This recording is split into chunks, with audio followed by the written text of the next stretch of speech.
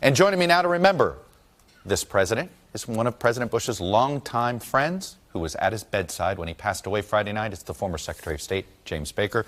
Mr. Secretary, welcome back, sir. Thank you, Chuck. First of all, my condolences to you. You've shared, I know this was your best friend. How are you holding up? How's the family holding up? Well, we're doing okay. I had a sort of tough time yesterday, but we're doing fine, and I'm comforted, Chuck, by the way in which 41 was called to heaven. He had a very gentle passing. He had, of course, a wonderful life, 94 years, oldest former president ever, and was such a beautiful human being. And his the last day was something really sort of special. He ended up talking to his children in those last hours. You know, they say when someone's passing away, the sense that they never lose is the sense of hearing. So they got all of his children on the phone. One of his sons was there with us, Neil, his son Neil. But they got the others on the phone. And the last words the 41st President of the United States ever said were to the 43rd President when he said, I love you. Because 43 had called in to tell his father goodbye and tell him how much he loved him. So it was a very, very sweet scene. You spent a lot of time with him, especially in the last few months. What were those conversations like between Bake and Hefe, as the two of you, I guess, love to call each other? Yeah, well, I started calling him Hefe after we were involuntarily retired from public service in 1993 because I wasn't going to call him George that much. I'd been calling him Mr. President. Hefe, of course, is for Chief. I went over there the day he died. Early in the morning, he'd had 3 days he hadn't gotten out of bed, and he'd had a very bad Thursday. And then this last Friday, I went over there at 7:15 in the morning. I live right near to see how he was doing. And one of his aides said, "Mr. President, Secretary Baker's here." And he looked up. He opened both eyes. He looked at me. He said, "Where are we going?" And I said, "We're going to heaven, Hefe." And he said, "That's where I want to go." During the course of the day, my wife, Susan, was there, and she went over and kissed him on the forehead, and he said, "We really love you, Hefe. We love you very much." He looked at her, and he said, "You better hurry up."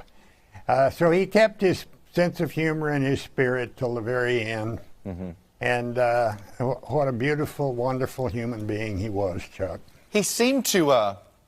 unlike others who lose in political life, he didn't have a bitterness about it. Explain that. Well, the loss was really hard for him in '92, but you know, he I guess realized that you win some, you lose some. He didn't get bitter. He was not that kind of person. He was a very warm, caring, compassionate, generous person who was always so thoughtful and kind to others. And that's the way he was in victory, and that's the way he was in defeat. He never took credit for anything. He could have taken credit for a lot of things during his life, but he didn't do that. Those are some of the values that he was brought up with. We know he didn't like to talk about the L word, legacy. So I leave it to you. What's the legacy you want him most remembered for?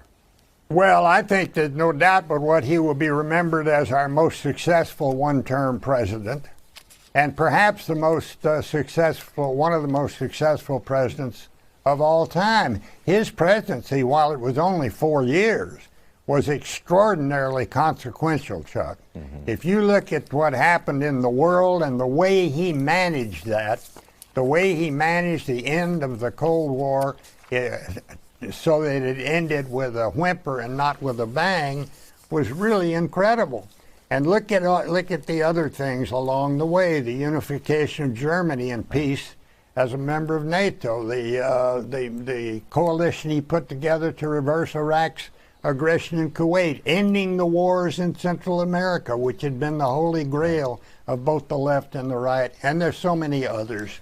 So he'll be well remembered by history. You know, it's and well treated by history. It's interesting to know that there was a G20 that was held, and there wasn't a G20 when you guys were in power. Back then, it was just the G7. But the idea, the building and reinforcement of these multi-international organizations to keep the peace. Truman and Eisenhower built them, and it seems as if you guys reinforced them after the Cold War. He'd have loved the G20, wouldn't he have? Well, I don't know about that. We certainly used them, and my own personal view has always been that a group of 20 nations is a little bit unwieldy. That's true. In fact, I was fortunate enough, Chuck, to work with the G5 when I was Treasury Secretary for Ronald Reagan. And the fewer countries you have, the more likely you're going to get something done that's productive. So I'm not so sure I would have been for the G20. In fact, I know I wouldn't have been. Well, I will leave it there. By the way, I've got a familiar face sitting at my table here that I'm about to speak to about the president here. So, Secretary Baker, would you like to say something to Vice President Cheney? Yeah, no, I want you to ask him how his duck hunt was in the second week in November. Ask him if he had a good duck hunting partner when he last went duck hunting. That's all. You got it. I had a great partner, but he shot all the birds. Oh. No, that's not true.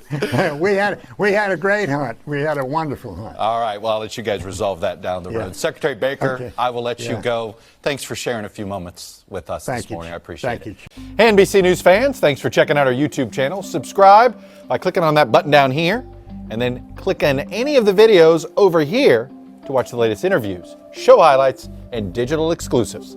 Thanks for watching.